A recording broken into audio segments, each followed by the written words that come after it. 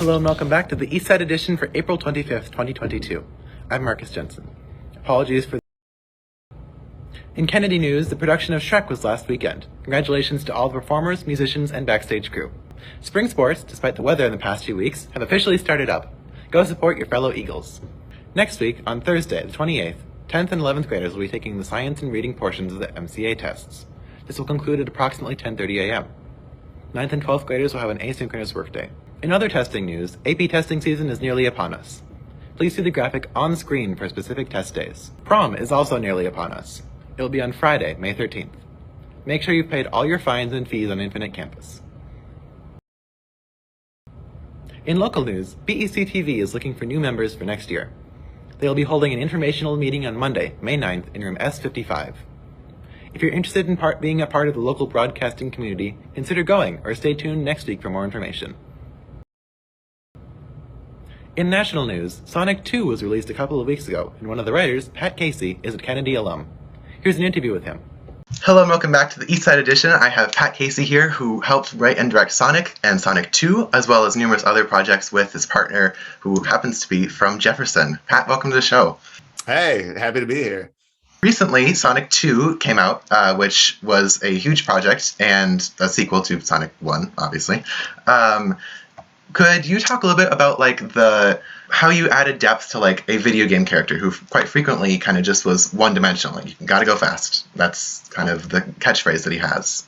I mean, that's really the job, is kind of thinking about these characters and asking the question of why should anyone care? I mean, Sonic's a thing where it's he's this powerful little guy.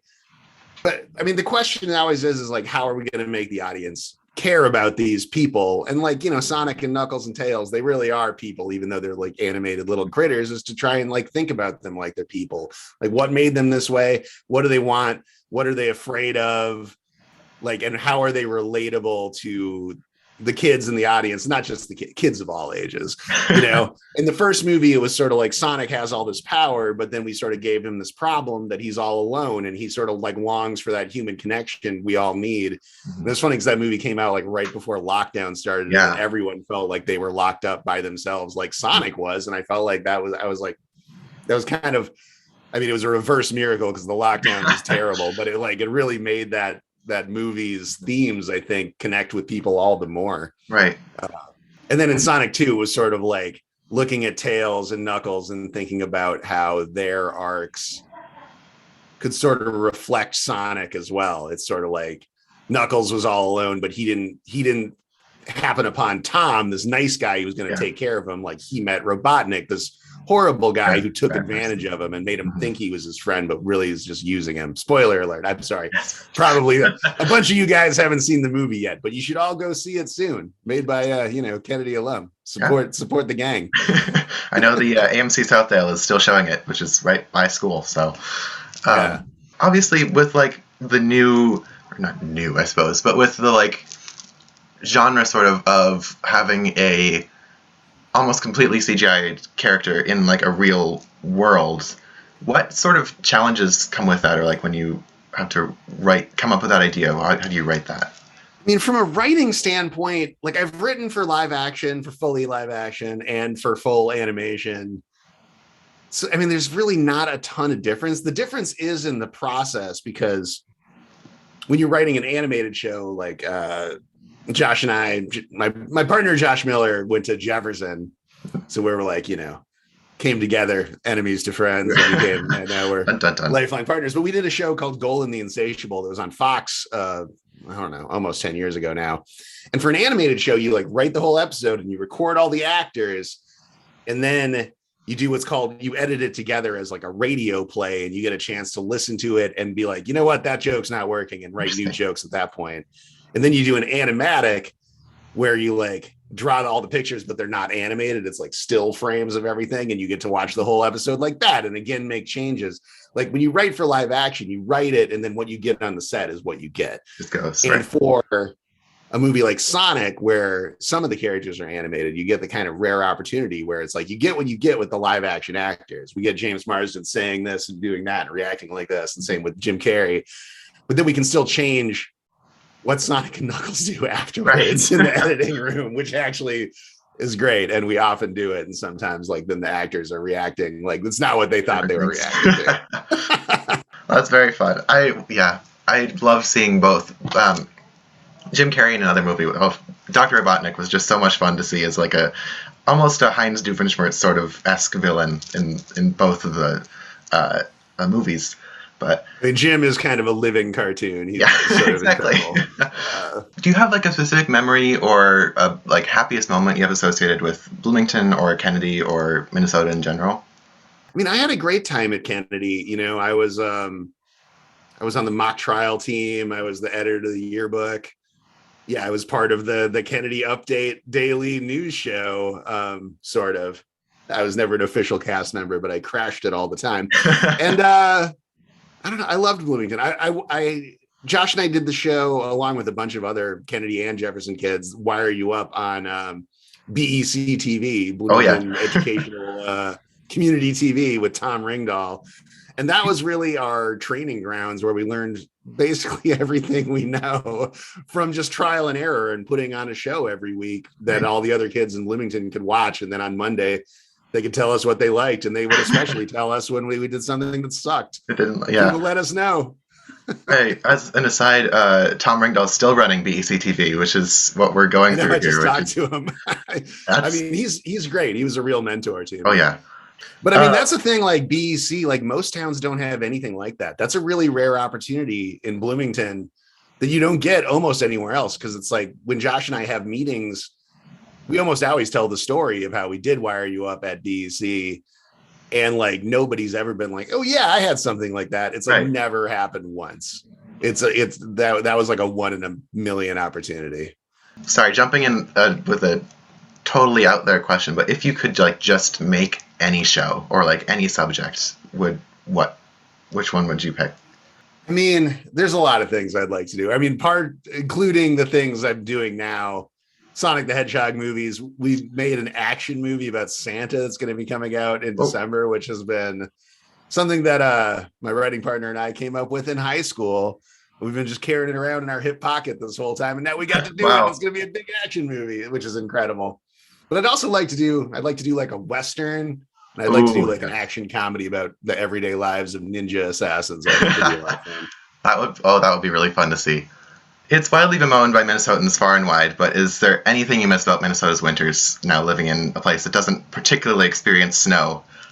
I mean, it is funny. Like, I don't mind mostly avoiding the snow, though sometimes I come back to Minnesota in the winter to visit.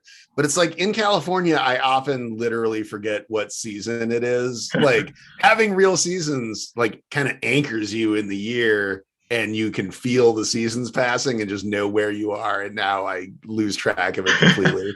Anyway, can I plug something? Yes, of course.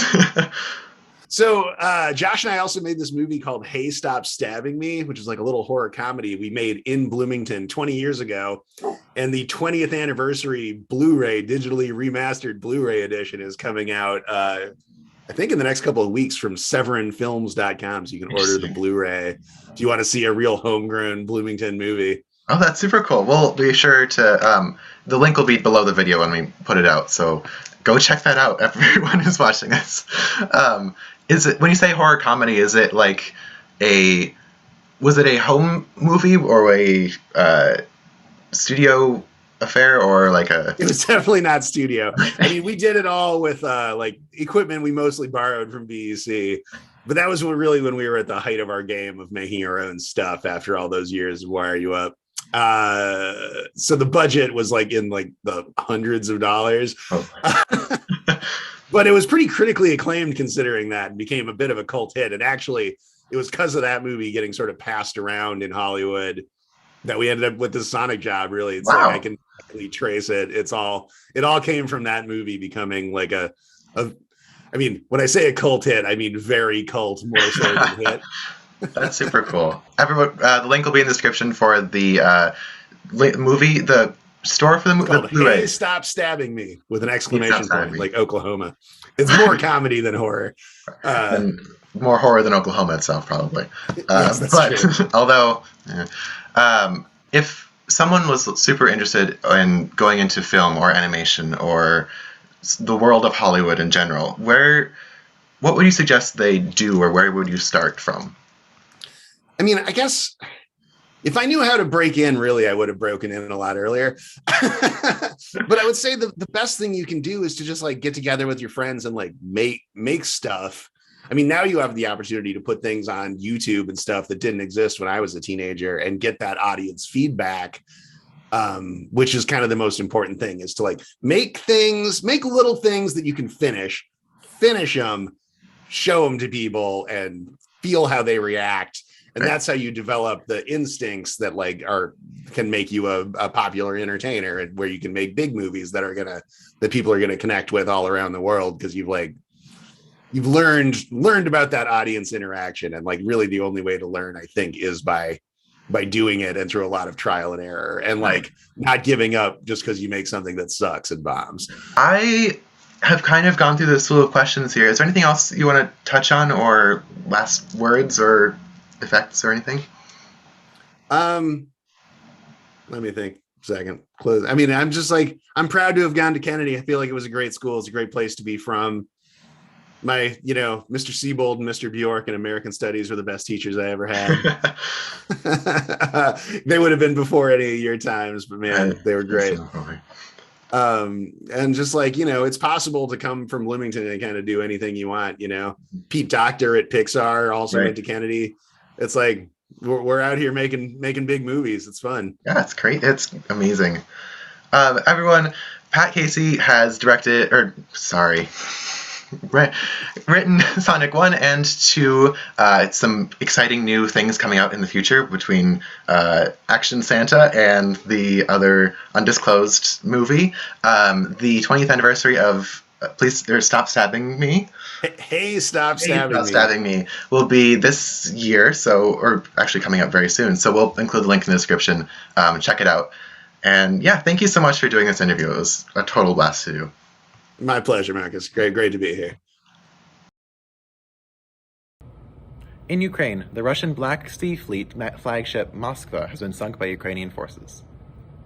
The JFK Courage Awards were announced on the 21st of April.